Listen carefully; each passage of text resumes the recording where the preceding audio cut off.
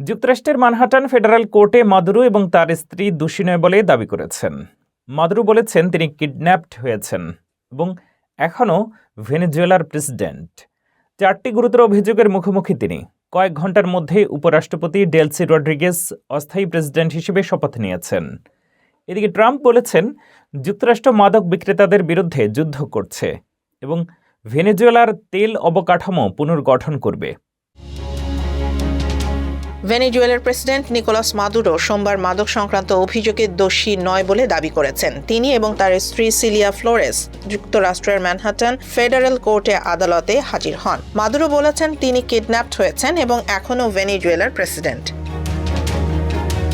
মাদুরোর বিরুদ্ধে 4টি অভিযোগ রয়েছে: নার্কো টেরোরিজম, কোকেন আমদানি ষড়যন্ত্র, মেশিনগান ও ধ্বংসাত্মক অস্ত্রের মালিকানা। তার আইনজীবী বারি পোল্যাক বলেছেন তার ক্লায়েন্টের মিলিটারি অ্যাবডাকশন সংক্রান্ত দীর্ঘ ও জটিল আইনি লড়াই আশা করা যায়। এই ঘটনার কয়েক ঘন্টার মধ্যেই ভেনেজুয়েলার উপরাষ্ট্রপতি ডেলসি রড্রিগেজ অস্থায়ী প্রেসিডেন্ট হিসেবে শপথ গ্রহণ করেছেন। মার্কিন গোয়েন্দা প্রতিবেদন অনুযায়ী রড্রিগেজ অস্থায়ী সরকারের নেতৃত্ব দেওয়ার জন্য সবচেয়ে উপযুক্ত।